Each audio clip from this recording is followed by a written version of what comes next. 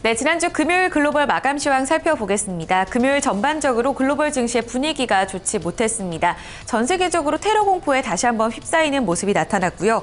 무엇보다도 이날 글로벌 증시에 눈이 쏠려 있었던 고용 지표에 대해서 의견이 분분했습니다. 일자리가 강력하게 개선됐지만 질적인 부분의 개선은 여전히 좀 부족하다는데 인식이 모아졌고 뉴욕 증시는 3대 지수 모두 하락으로 마감됐습니다. 3대 지수 먼저 확인해 보시죠. 다우지수입니다. 0.95% 내렸습니다. 사흘 만의 하락이었고요. S&P 500 지수 역시 0.84% 밀리면서 마감됐습니다. 나스닥 지수 역시 0.68% 하락하면서 4,704포인트 선에서 거래 마쳤습니다. 다우존스 지수의 일중 그래프 함께 보시겠습니다. 이날 이틀간의 랠리가 멈춰지고 하락 출발하는 모습이 나타났습니다. 유럽 시장에서 우선적으로 좀 좋지 않은 소식이 들렸습니다.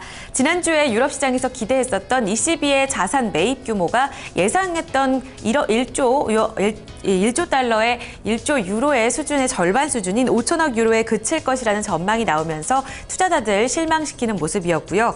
이와 더불어서 프랑스에서는 4명의 인질과 2명의 경찰이 희생된 테러극이 있었습니다. 전 세계 다시 한번 테러 공포에 휩싸이면서 투자자들을 투자 심리를 위축시키는 모습이었습니다.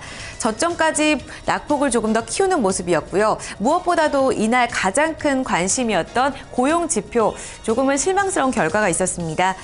일단 12월 비농업 고용자 수는 25만 2천 명으로 예상치를 크게 웃도는 모습이었고요. 실업률 역시 5.6%까지 낮아지면서 예상치를 밑돌았습니다. 긍정적인 부분을 다시 한번 확인할 수 있었는데요. 하지만 시간당 임금이 하락하게 되면서 질적인 개선은 아직까지 부족하다는 인식이 있었습니다. 이에 따라서 장중 저점 부근에서의 등락이 꾸준히 이어지는 모습이었고 0.95% 밀리면서 17,737포인트 선에서 다우지수 종가 형성됐습니다. S&P 500 지수도 비슷한 양상이었습니다. 이날 S&P 500 지수는 상승 출발, 강보합권에서 출발을 했었는데요. 역시나 유럽 시장에 대한 우려감 그리고 고용 지표에 대한 실망 매물로 낙폭을 점점 키웠습니다. 저점 부근에서의 등락이 이어지는 하루였고요. 이날 특히 S&P 500 지수 내에서의 전업종이 모두 내렸습니다. 0.84% 밀리면서 2,044포인트 선에서 거래 마쳤습니다. 나스닥 지수까지 확인해 보겠습니다. 이날 대표적인 기술주들도 흐름이 좋지가 못했습니다. 반도체 종목들은 대체로 선전하는 모습이었지만 바이오 섹터까지 크게 밀리면서 나스닥 지수 하락에서 마감되는 모습이었고요. 0.68% 밀리면서 4,704포인트 선에서 거래 마쳤습니다. 고용 지표에 대한 질적인 부분에 대한 개선이 부족하다는 인식, 그리고 이번 주에는 또 알코아를 시작으로 본격적인 4분기 어닝 시즌을 앞두고 있어서 관망세가 뚜렷했다는 분석도 실렸는데요. 뉴욕 증시에 영향을 미쳤던 이슈들 다시 한번 외신 통해 살펴보겠습니다. 우성문 기자 살펴주시죠. 네, 지난 주말 해외 주요 소식 외신 통해 함께 살펴보겠습니다. 앞서 들으신 것처럼 뉴욕 증시의 강한 반등이 3거래일 만에 멈췄는데요. 이 미국의 12월 고용 지표에서 취업자 수가 예상을 뛰어넘는 증가세를 보였지만 임금 상승률이 실망스러웠기 때문입니다. 이에 대해서 뉴욕 타임즈는 이 미국의 고용 시장이 개선되고 있지만 임금 상승은 제자리에 머물고 있다는 제목의 기사를 보도했는데요. 좀 더 자세히 살펴보시죠. Job growth looks great, wage growth less so. 현지 시간으로 지난 금요일 뉴욕타임즈에 따르면 이 미국 노동부가 발표한 12월 비농업 부문 취업자 수는 25만 2천 명을 기록했습니다. 이 11월 수치에는 미치지 못했지만 예상치를 크게 웃도는 결과가 나왔는데요. 같은 기간 실업률 역시 양호했습니다. 이 기간 실업률은 5.6%를 기록하면서 5.8%였던 전월 수치와 월가 예상치였던 5.7%를 하회했는데요. 하지만 임금 상승률은 실망했습니다. 임금 상승률 같이 보시면 0.2% 하락한 것으로 나타났는데요. 이와 함께 11월 임금 상승률 역시 0.4% 상승해서 0.2% 상승으로 하향 조정이 됐습니다. 이 미국인들이 경제 회복을 온몸으로 느끼기 위해서는 임금 상승이 필수인데요. 하지만 이날 임금 상승이 오히려 마이너스권으로 떨어지면서 월가에서는 겉만 화려한 고용 지표가 나왔다는 평가까지 나오고 있습니다. 전문가들 발언 함께 살펴보겠습니다. 먼저 이에 대해서 토마스 페레즈 미국 노동부 장관은 고용 지표가 상당히 탄탄하지만 완만한 임금 상승이 있기 전까지는 안심할 수 없다는 의견을 내비쳤는데요. 또한 CNBC와 인터뷰한 조셉 레이크 이코노미스트 인텔리전스 유닛 전략가는 미국인들의 삶에 의미 있는 영향을 미칠 수 있는 경제 회복이 이뤄지고 있는지 여부를 생각해 봤을 때 오늘 나온 지표는 매우 실망스러웠다고 말했습니다. 또한 특히 비관리자 집단의 임금이 줄어든 것으로 확인되면서 매우 당황스럽다고 평가했습니다. 네, 이날 증시를 끌어내렸던 또 다른 원인은 이 프랑스 테러에 대한 우려감이었는데요. 이날 프랑스 경찰이 테러 사건 용의자를 사살하면서 전 세계를 공포에 떨게 했던 인질극은 종료가 됐습니다. 자세한 상황 로이터 통신 통해 함께 살펴보시죠. French forces kill newspaper attack suspects, hostage die in second siege. 현지 시간으로 지난 금요일 로이터 통신에 따르면 이 프랑스 경찰은 샤를르 heb도 언론인을 살해 후 인질극을 벌였던 용의자 형제를 사살했습니다. 이 용의자 형제는 사이드 쿠아치와 셰리드 쿠아치로 이슬람 극단주의 추종자인 것으로 확인이 됐는데요. 이 중 셰리프 쿠아치는 사망하기 직전 이 TV와의 인터뷰에서 알카에다의 자금 지원을 받고 있다고 밝혔습니다. 따라서 이 테러 배후에 알카에다가 관련되어 있을 가능성까지 커지고 있는데요. 또한 이와 함께 파리 동부에서 인질극을 벌였던 용의자 역시 사살됐습니다. 하지만 이번 작전 과정에서 인질 4명이 사망하는 것이 확인이 됐는데요. 경찰은 사망한 용의자 3명 전원이 동일한 이슬람 조직에 관여하고 있다고 결론지었습니다. 프랑스와 올랑드 프랑스 대통령은 이에 대해서 파리 테러 사태가 종결됐지만 프랑스는 여전히 테러 위협에 직면해 있다며 국민적 단합과 경계를 강조했는데요. 어제 프랑스 파리에서는 시민과 주요국 정상 등 70만 명이 모여 이 테러를 규탄하는 시위가 열리기도 했습니다. 해외 주요 소식 외신톡에 함께 살펴봤습니다. 네. 자, 유럽 쪽에서도 전체적으로 좀 좋지 않은 요인들이 좀 발생을 하면서 주가에 좀 영향을 미치는 것 같습니다. 자, 그러면 이제 지수 내 이제 구성 종목들 또 흐름은 어땠는지 또 이에 따라서 세부적인 또 이슈들 어떤 이슈들이 나오고 있는지 자세히 살펴보도록 하겠습니다. 다시 시황센터로 연결합니다. 어이지 앵커 그리고 우성 기자 두 분 전해 주시죠. 네, 다우지수 내 30개 구성 종목 흐름부터 보겠습니다. 이날 30개 구성 종목 가운데서 25개 종목이 내렸고요. 5개의 종목만이 선전하는 모습이었습니다. 가장 크게 내렸던 섹터를 살펴보신다면 일단 쉐브론 텍사코 정유주들 많이 밀렸었고요. JP 모건 체이스를 비롯한 금융주들 낙폭이 컸습니다. 또 홈디포 그리고 AT&T 등 통신주 포함한 25개 종목 내렸고요. 월트 디즈니와 시스코 시스템즈, 화이자, IBM 등 5개 종목 선전하는 모습이었습니다. 가장 크게 내렸던 종목부터 살펴보겠습니다. 이날 유가가 추가적으로 0.9% 밀렸습니다. 이에 따라서 정유주 섹터가 좋지 못했습니다. 쉐브론 텍사코가 2% 가까운 낙폭을 기록했었고요. 엑소모빌은 약보합권에서 거래 마치면서 어느 정도 유가 하락에 대해서 조금의 반등치를 확인하는 모습이었습니다.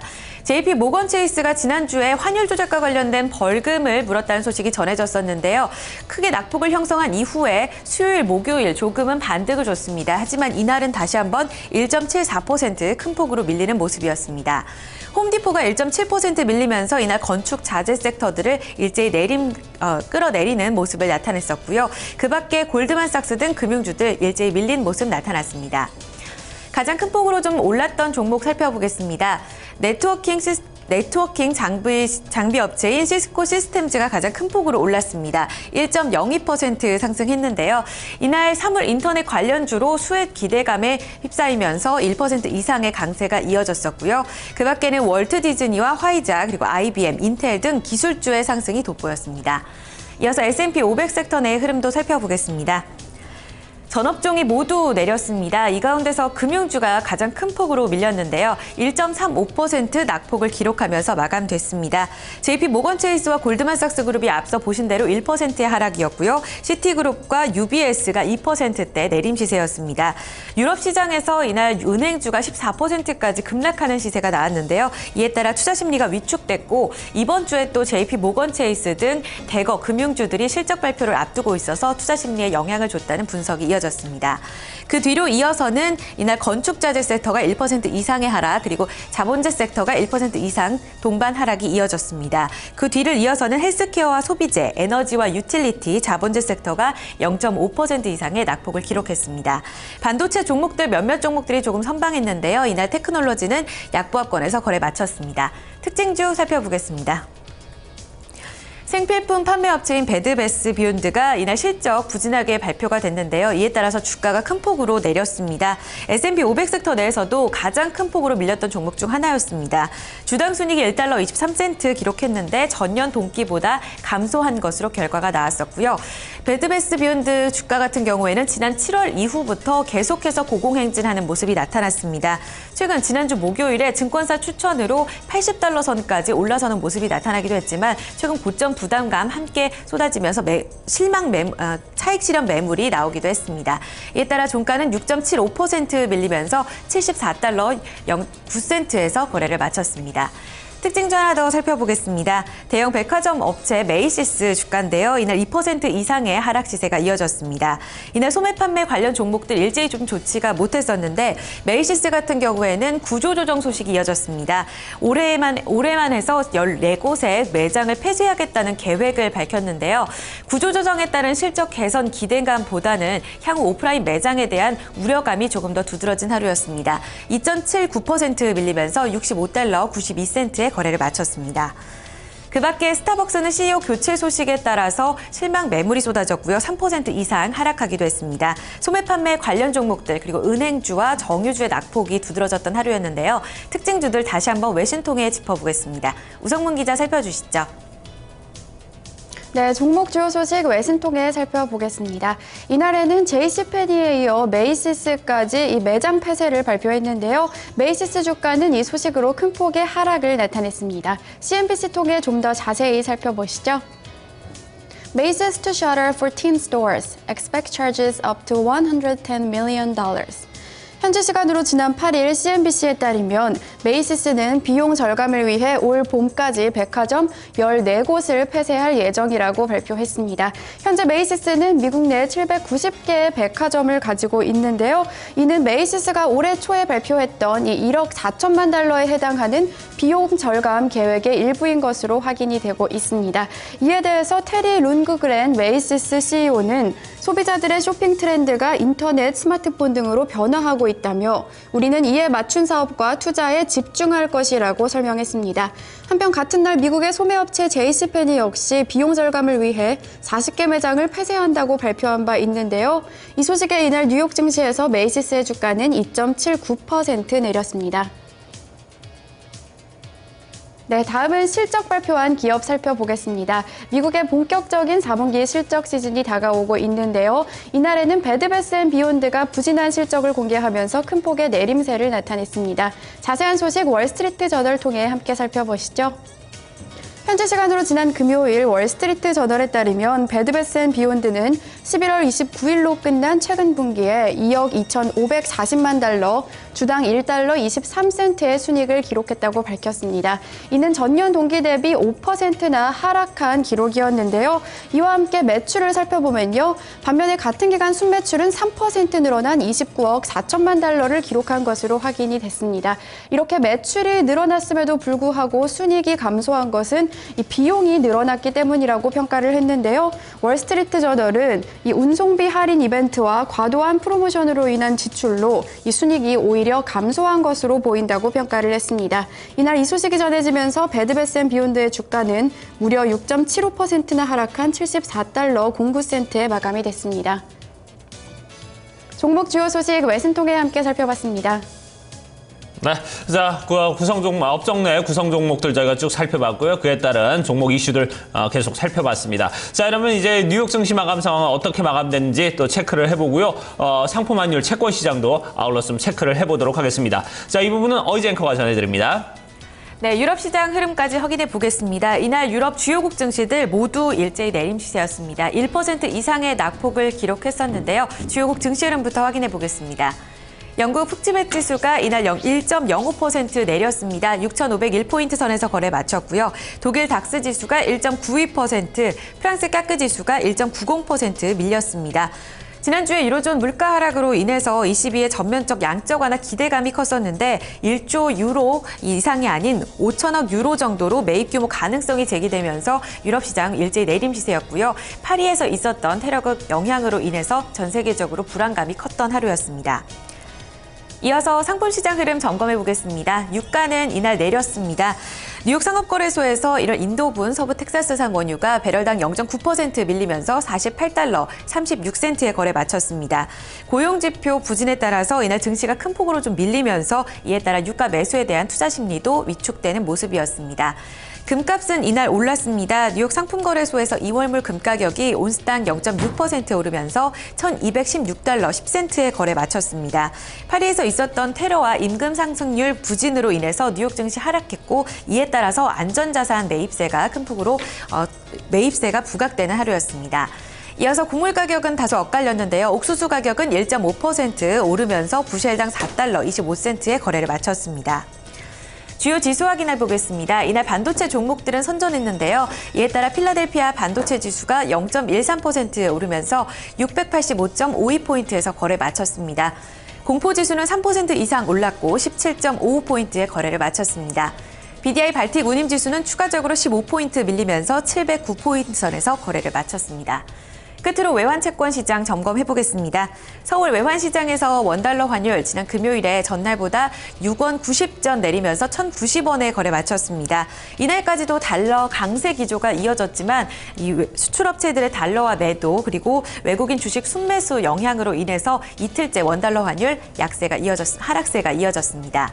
6개국 통화가치 대비 달러 흐름 나타내는 달러 인덱스는 0.5% 밀리면서 92.15포인트 거래 마쳤고요. 뉴욕 채권 시장에서 미국제 10년물 금리 0.04%포인트 내린 1.97%의 수익률 기록했습니다.